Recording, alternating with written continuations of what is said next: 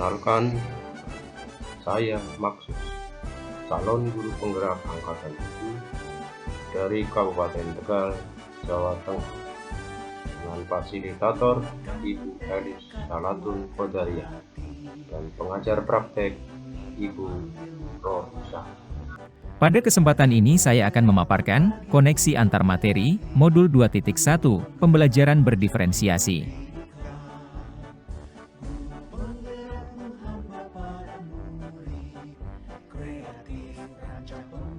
Apa itu pembelajaran berdiferensiasi?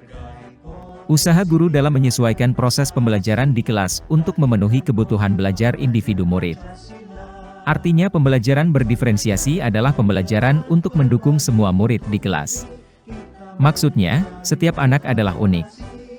Mereka punya kelebihan dan kekurangannya masing-masing, begitu pula dengan minat, gaya belajar, kebiasaan, pola pikir, kemampuan literasi dan lain-lain pasti berbeda.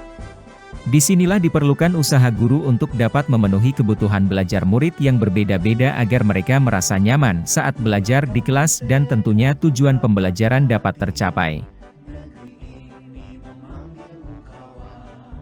Bagaimana cara untuk dapat melakukan pembelajaran berdiferensiasi di kelas? Agar dapat melakukan pembelajaran berdiferensiasi, guru harus memahami tujuan pembelajaran terlebih dahulu. Selanjutnya mengetahui dan merespon kebutuhan belajar murid. Menciptakan lingkungan belajar yang mengundang murid untuk belajar. Melakukan manajemen kelas yang efektif. Dan melakukan penilaian berkelanjutan. Berkait dengan kebutuhan belajar murid, guru harus memahami 3 aspek berikut: kesiapan belajar murid, minat murid, profil belajar murid. Yang pertama, kesiapan belajar murid atau readiness. Kesiapan belajar mengharuskan guru menilai pengetahuan awal dan menentukan apa yang telah murid ketahui serta di mana murid berada. Yang kedua adalah minat murid. Minat setiap anak pasti berbeda-beda. Minat adalah salah satu motivator penting bagi murid untuk terlibat aktif dalam proses pembelajaran. Dan yang ketiga, profil belajar murid. Profil belajar murid berkaitan dengan lingkungan, budaya, gaya belajar dan kecerdasan majemuk yang berbeda antar yang satu dengan yang lainnya. Kebutuhan belajar murid dapat diidentifikasi berdasarkan cara-cara berikut ini: mengamati perilaku murid, mengidentifikasi pengetahuan murid, melakukan review dan refleksi terhadap praktik mengajar, berbicara dengan guru dari murid sebelumnya, membaca rapor murid di kelas sebelumnya atau menggunakan berbagai penilaian formatif dan diagnostik. Strategi untuk mendiferensiasi pembelajaran bisa dilakukan dengan 3 cara, yaitu diferensiasi konten, diferensiasi proses, dan diferensiasi produk. Diferensiasi konten berkaitan dengan apa yang kita ajarkan, seperti materi, konsep, atau keterampilan yang perlu dipelajari berdasarkan kurikulum. Mendiferensiasi konten bisa dilakukan dengan membedakan pengorganisasian atau format penyampainya, bukan mengubah, menurunkan standar kurikulum. Diferensiasi proses, berupa kegiatan yang memungkinkan murid berlatih dan memahami atau memaknai konten, dengan cara membedakan proses yang harus dijalani oleh murid.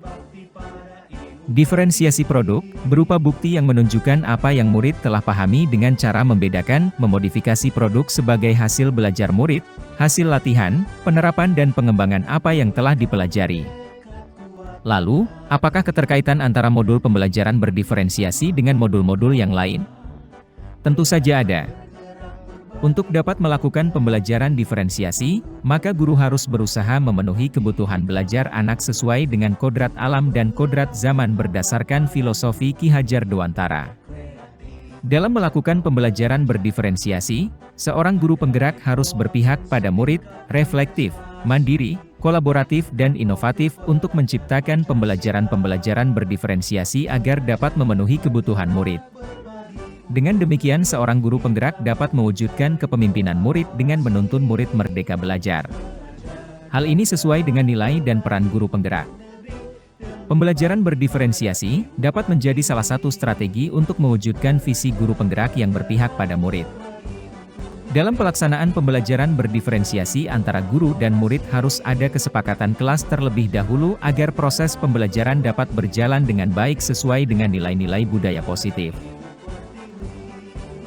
Sekian pemaparan dari saya.